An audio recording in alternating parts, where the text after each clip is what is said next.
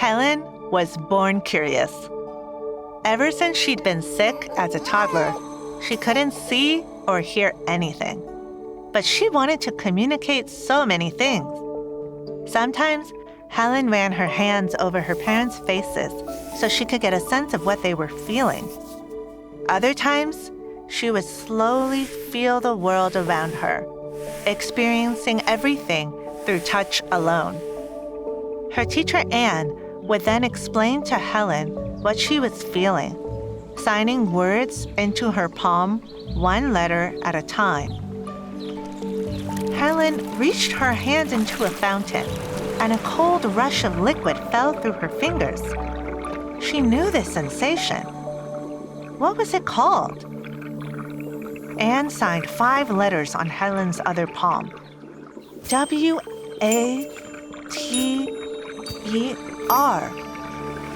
Water! Helen grabbed Anne's hand and formed the same letters back. Water! Both of them were getting excited now. They ran around touching the grass, the trees, the flowers. As they explored, Helen would pick up a rock or a twig. Then Anne would spell the name of it into Helen's palm, and Helen would spell it back enthusiastically. Helen didn't know it yet, but the whole world was about to open up before her, one word at a time.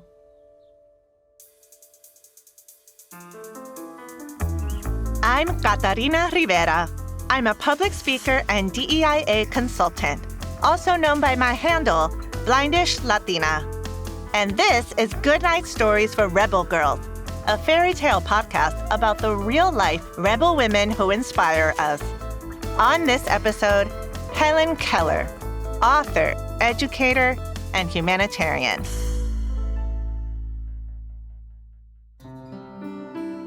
Helen Adams Keller was born in June of 1880 in a small city in Alabama called Tuscumbia. Helen was active and smart, walking and talking from a very early age. But then, when she was just a year and a half old, she got very sick. A raging fever took over her body, leaving her deaf and blind. Helen's parents were shocked by how quickly their worlds had changed. And Helen herself was frustrated. Suddenly, things that were once second nature, like navigating a room or saying simple words, now posed a huge and daunting challenge. Luckily, Helen was clever and very determined. With careful attention and lots of patience, Helen and her parents and siblings soon found ways to communicate. Helen would make hand gestures to show what she wanted to say, and her parents would respond accordingly. By the time she was 7, they had established almost 60 different gestures for a variety of questions and statements. But Helen still felt frustrated, incredibly so. Even with all of the gestures they had established, there were so many thoughts and feelings that Helen had no way to convey. She would frequently have outbursts, yelling and flailing her body, expressing herself in the only way that she could. Her parents wanted to support her, but at the time, there were not many schools or teachers who knew how to help someone who was both deaf and blind. Until Helen's family met Anne Sullivan. Anne was partially blind herself and had gone to Perkins School for the Blind in Massachusetts.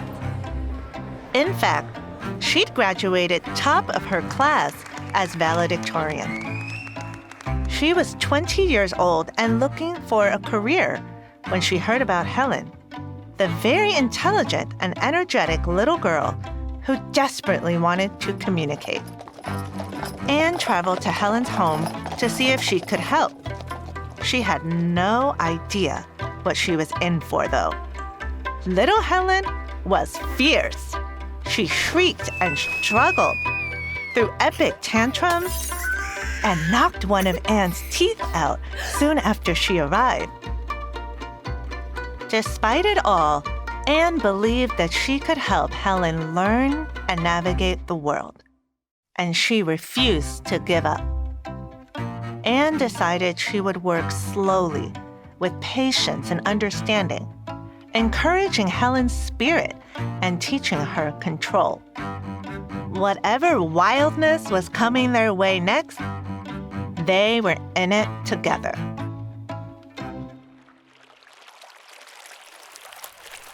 W-A-T-E-R, water. D-I-R-T, dirt. S-K-Y, sky. Anne made it her mission to teach Helen how to channel her energy and learn to communicate. She taught her that everything has a name and began to sign letters into her palm. And once they had established their finger-spelling alphabet, the world opened up for them both. Anne and Helen spelled words back and forth onto each other's palms day after day. Words turned into phrases. Phrases got woven into sentences. Soon, they were telling each other stories and creating poetry together, all through touch alone. Over just a few months, Helen transformed. She stopped raging and throwing things and became engrossed in the process of learning. With an incredible memory and thirst for knowledge, Helen's vocabulary expanded to hundreds of words. Every day, she was excited to wake up and experience life with Anne. By the time she was 9, Helen had learned something even more incredible. In addition to feeling written words on paper, she was learning to read lips. She would place her fingertips gently on someone's mouth as they spoke and piece together the puzzle of what words they were forming. Then she used those shapes to make words and sounds of her own. Without being able to see or hear, Helen was learning to speak. She could not have been more thrilled.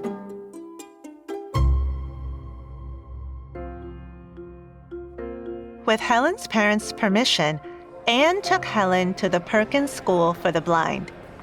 During her time there, Helen learned how to read and write in Braille, which is a series of raised dots that can be read by touch. The dots are combined in different ways to represent letters, numbers, music notes, and symbols. Finally, she could enjoy newspapers and novels, just like people with sight. She devoured stories of world events, philosophy, and poetry, and began to write using a special Braille typewriter. "It is very pleasant to live here in our beautiful world," Helen wrote in a letter. "I cannot see the lovely things with my eyes, but my mind can see them all. And so I am joyful all the day long." Helen then attended a New York school for the deaf, followed by the Cambridge School for Young Ladies, where she learned how to control her voice, even though she couldn't hear it. News spread about her incredible progress, and soon she was accepted to the prestigious Radcliffe College. Because Radcliffe typically taught women who could see and hear, Anne would go along with Helen to spell out lectures and help her navigate the campus. In between her studies, Helen started writing about her life. She sat down at her Braille typewriter, spelling out everything she could remember about her childhood and the faith it took to get through her loneliest times. Then, Anne helped Helen piece the scenes together to create a book. and then a second. By the time Helen graduated college, with honors of course, she had 2 books published and many more inside her, ready to spring forth. Her dear friend and mentor, Anne, was by her side every step of the way. Their hands and their hearts never far apart. During those first years after college, Helen lived with Anne and Anne's husband in Queens, New York. Helen was hard at work writing. Over the course of her life, she would write 14 books and hundreds of articles, speeches, and essays. She and Anne often traveled through the U.S., giving public speeches about the importance of disability awareness. The more people understood what life was like with a disability, the more they could work to make the world more accessible. Helen was determined to open people's minds and hearts. She felt like people who could see and hear each other were not truly looking or listening. As a young adult, she helped establish the American Foundation for the Blind, an organization that educates and advocates for people who are blind or low vision. She also became an early member of the NAACP, speaking out against racism and supporting African Americans in the fight for civil rights. She even helped protect fellow activists from the government, helping to form the American Civil Liberties Union to defend the rights of all people living in the United States.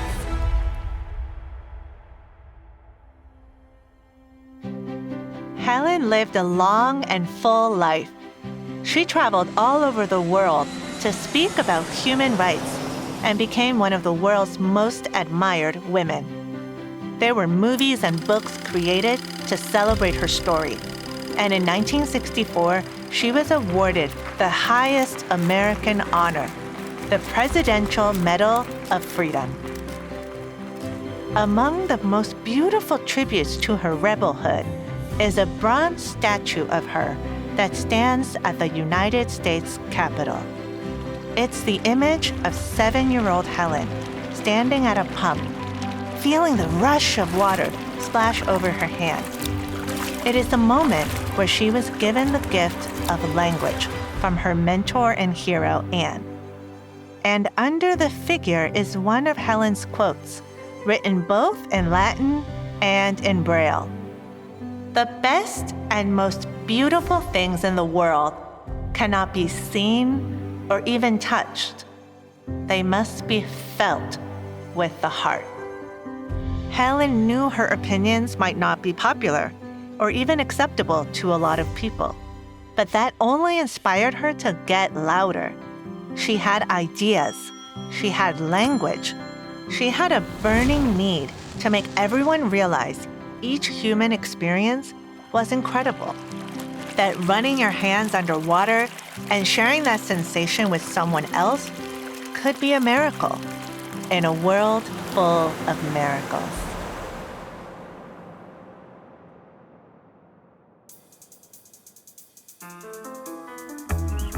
This podcast is a production of Rebel Girls. It's based on the book series Goodnight Stories for Rebel Girls. This episode was narrated by me, Catarina Rivera. It was produced and directed by Haley Dapkus, with sound design and mixing by Mumble Media. The story was written by Abby Sher. Arianna Griffiths was our intern. Fact-checking by Rose Garrett. Our executive producers were Joy Smith and Jess Wolfe. Original theme music was composed and performed by Elettra Bargiacchi. A special thanks to the whole Rebel Girls team who make this podcast possible. Until next time, stay rebel.